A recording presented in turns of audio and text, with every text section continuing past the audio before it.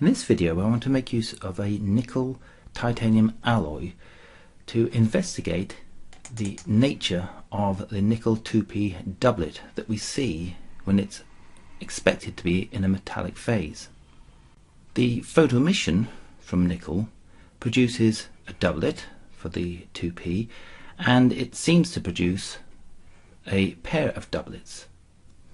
One pair I would suggest represents photoemission, where we have zero loss for the electrons as they transfer from the sample to the detectors. That means no energy is lost as a consequence of the transport from the sample to the detectors.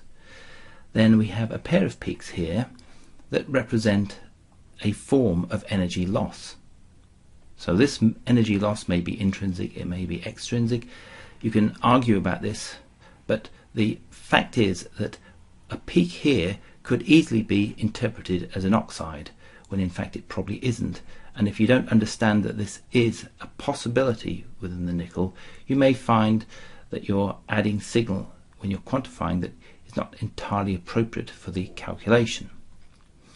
In this case we've got mostly nickel and mostly titanium in the sample. And the reason that I don't believe these to be oxides is that the sample itself, when a native oxide forms, it is predominantly in the form of titanium oxide, where the titanium is in a 4+ state. So that suggests that the nickel plays a minor role when the oxidation occurs. However, that's not the only reason. The reason that I believe these to be loss structures is because nickel does not produce the ratio of 2:1 that you might expect between these photoemission peaks if we include these loss structures as part of the calculation. The relative sensitivity factors for nickel, when calculated empirically, they tend to suggest that the 1/2 peak is more intense relative to the 3/2 peak, and that needs to be explained. And I can't explain that unless I consider these structures here to be some form of loss peaks. I'm going to make use of Schofield cross-sections as the relative sensitivity factors for these nickel peaks and investigate the relationship between these different components to this peak model in terms of these relative sensitivity factors. So let's first of all place a table over the data that will give us an indication of the relative proportions of different components in a peak model. So I'm going to use the components property page in this instance, and I've made a selection of what I would like to see in the table. I've included the relative sensitivity factor and the ratio of peaks. So if I apply these settings using a table that excludes any zero RSF components, so any components with a zero RSF, they won't be included in the table. So let's use this as the method for explaining the relationship between these doublet peaks that we see in the nickel 2p. Now let me just adjust the position so that when I put a residual on, it doesn't interfere with my residual. And here we have the residual. These are the peaks. You can see the relative sensitivity factors have been assigned as if all parts of the spectrum within this interval should be included as photoemission that we can assign to nickel photoionization. If I exclude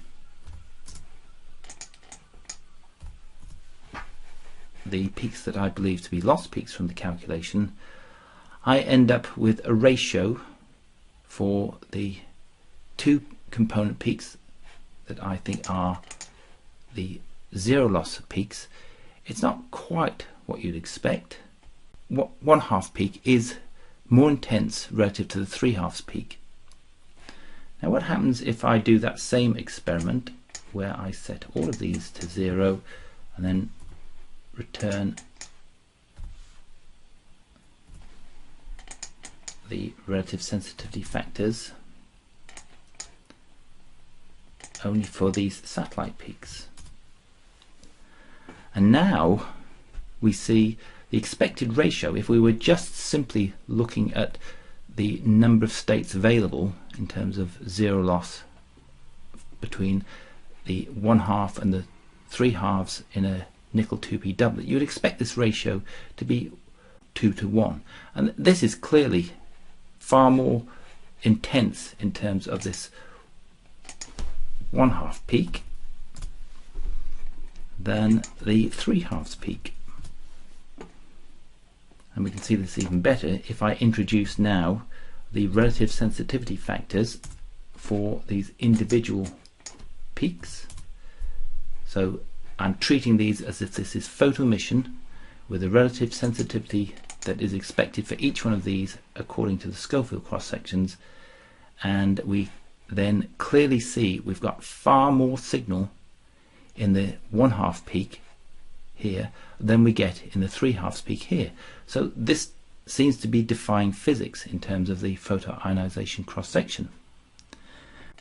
If I do the same calculation for the two peaks that I think are zero loss peaks, so I'm assigning the labels that I know are associated with the transitions within the element library, and that's why when I enter hash into the RSF table, it updates the RSF and of the element library, and I can then set these to 0.